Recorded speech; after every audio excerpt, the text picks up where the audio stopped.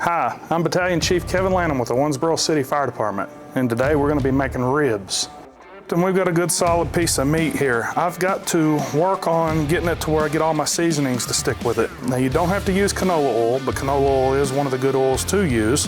It does take temperature very well. So we'll start off with some Country Bob's. Inside of that we also have Cavender's Buttery Steakhouse.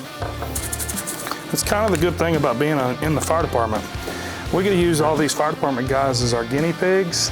So if something doesn't taste good, then we make sure that we don't take it home to our family. And then lastly, I like Creole because it does put a little more red pepper and different things to it. Whenever I do this, this is a very important part of the process.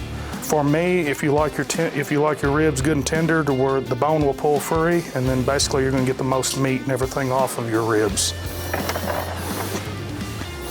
I make sure that I stay a little bit away from the end. That way I'll have plenty to be able to roll up and to be able to seal it inside this. Whenever I do this, I'll start with my aluminum foil by making a pretty good fold. And instead of making just a bunch of little folds and rolling it up, I try to make sure that I really hold all that in. So this is the important part that I was talking about. I take half of it from there and roll it in. And then I will repeat that process one more time. So now we've been cooking for roughly about 45 minutes to an hour. I haven't really timed it out, but one thing that I want to check is to see if we have a good seal. And if you look at this bag, you'll see how it's really puffed up. That bag's sealed and I don't have any water leaking. All right, now we're back. And we had the ribs done and we're getting ready to sauce them up, and then I'll take them out and I'll put them on the grill. Now with that, I'm gonna just kind of put this pretty liberal on there.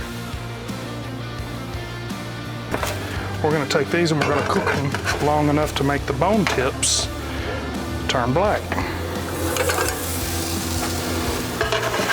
That barbecue sauce is going to give it some flavor, and it's also, hopefully, a little bit of that smoke will darken it up.